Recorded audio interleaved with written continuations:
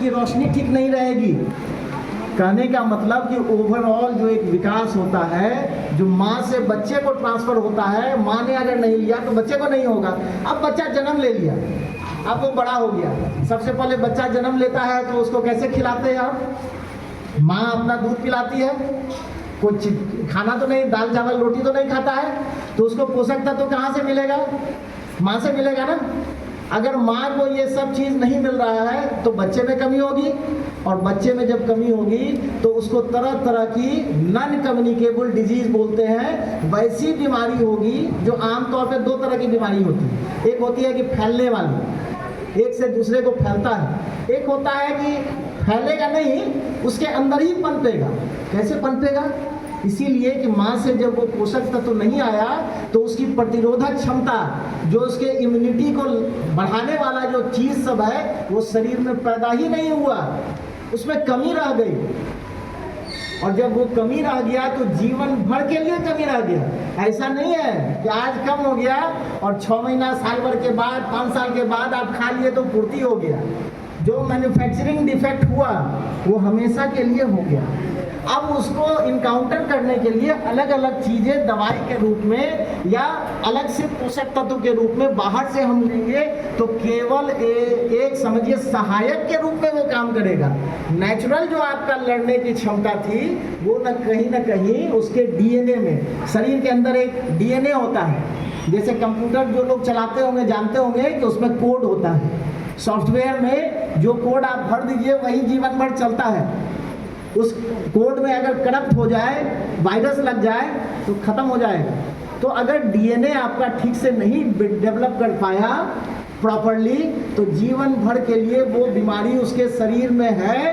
केवल कोई एक कैटलिस्ट, कोई एक ऐसा उत्प्रेरक, कोई एक ऐसा माहौल उसको मिल जाए कि वो बटन दब जाए और आपकी बीमारी उभर जाए। यानी कि आपके बीमारी से लड़ने की क्षमता कब डेवलप होती है? बच्चे के माँ के गर्भ में जब पल रहा होता है, वो सबसे पहला फेज होता है। अब बच्चा जन्म ले लिया, अब माँ उसको ब्रेस्ट फीडिंग कराने लगी, स्तनपान कराने लगी, दूध पिलाने लगी छाती का, ठीक है। तो माँ को तो न्यूट्रिशन चाहिए ही। क्या क्या चाहिए? क्या क्या चाहिए? उसको प्रॉपर कार्बोहाइड्रेट चाहिए, प्रॉपर प्रोटीन चाहिए, प्रॉपर फैट चाहिए। जब हम प्रॉपर बोल रहे हैं यानी कि अच्छा फैट, चर्बी, अच्छा तेल जो होता है, दो तरह का चर्बी होता है, खराब चर्बी होता है, एक अच्छा चर्बी होता है, अच्छा फैट होता है। कैसे समझेंगे कि अच्छा है खराब है? हाँ, जो ट्रांस फैट होता है या जो सैचुरेटेड फैट होता है वो खराब फैट होता है। वो कैसे समझेंगे? एक ही तेल को बार बार खौला कर करके जब इस्तेमाल कर रहे हैं तो वो खराब चर्बी बन गया। कहाँ वो मिलता है? दुकान में मिलता है, जिसमें समोसा तल रहा है, अलग अलग चीज़ पकवान बना रहा है होटल में, खूब स्वाद को बड़ी अच्छा लग रहा है। बच्चा सब जा रहा है ना, समोसे खाएंगे, चाटे खाएंगे। तो जितना चीज़ बाजारू चीज़ है वो सब समझिए कि अपने फ़ायदे के लिए एक ही तरह से वो बार बार रिसाइकिल कर रहा है और वो ख़राब चीज़ में तब्दील करके आपको खिला रहा है और आप खाने के लिए लालायत भी हो रहे हैं। पहले ये सब चीज़ नहीं मिलता था। घरे में भुंजा बनता था, घरे में मकई भुनाता था, लावा भुनाता था, चावल चूड़ा भुनाता था, है कि नहीं? उसमें क्या होता था? नेचुरल चीज़ होता था, फाइबर्स लेते थे हम लोग। तो कार्बोहाइड्रेट चाहिए, कहाँ मिलेगा? रोटी चावल में मिलेगा। प्रोटीन चाहिए, कहाँ मिलेगा? दाल में मिलेगा। जितना तरह का दाल है सब तरह का दाल को मिला करके खाना है। फाइबर्स कहाँ मिलेगा? विटामिन मिनरल कहाँ मिलेगा? हरी सब्जी में मिलेगा। प्रोटीन कहाँ मिलेगा? मीट मछली, जो पोल्ट्री आइटम होता है, अंडा, मीट मछली, जो लोग नहीं खाते हैं तो 3-4 तरह का दाल को मिला लें, उसमें होता है राजमा है, बीन्स है ना। इस सब तरह के प्लांट में आपको प्रोटीन मिलता है और सबका अपना अपना फायदा है। जैसे कार्बोहाइड्रेट आपको ताकत देता है, चर्बी आपको एनर्जी देता है, वो भी ताकत देता है, चलने फिरने दौड़ने हर काम करने के लिए जीवन शैली का। प्रोटीन क्या करता है? आपके शरीर का निर्माण करता है, आपके शरीर का निर्माण करता है। अगर किसी को प्रोटीन का कमी हो गया, दाल नहीं खा रहा है, सब तरह का दाल, राजमा है ना, बीन्स, ये सब चीज़ नहीं खा रहा है तो उसका शरीर ही नहीं बनेगा।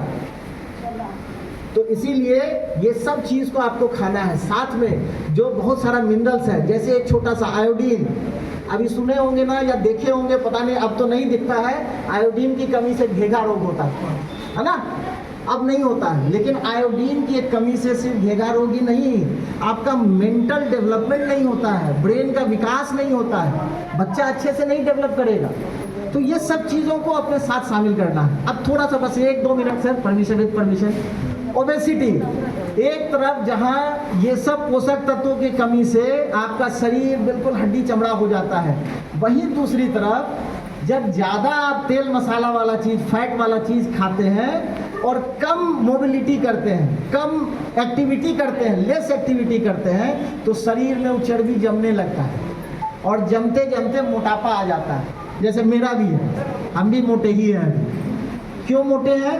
मेरा जितना हाइट है और शरीर की लंबाई है, चौड़ाई है, उस हिसाब से चर्बी होना चाहिए। अगर उस हिसाब से चर्बी ज़्यादा है तो उसको ओबेसिटी बोलते हैं, एक बीमारी है। जैसे कम खाने से शरीर का निर्माण कम हुआ, उसी तरह ज़्यादा खाने से, एक ही प्रकार का चीज़ ज़्यादा खाने से और दूसरे चीज़ को कम खाने से, कोई अगर दिखने में मोटा आदमी है तो इसका मतलब ये नहीं है कि वो हेल्दी है, वो अमीर है, वो आपसे भी गरीब हो सकता है शारीरिक रूप से। इसीलिए कि उसने चर्बी तो खाया ज़्यादा, जमा हो गया, लेकिन उसमें प्रोटीन की कमी हो सकती है, उसमें कार्बोहाइड्रेट की कमी हो सकती है, उसमें विटामिन मिनरल की कमी हो सकती है। तो इसलिए वो भी बीमारी का लक्षण है और उसमें भी वही सब चीज़ें होंगी, शरीर के इंटरनल इन्फ्लामेशन होंगे, सूजन होंगे और फिर अल्टीमेटली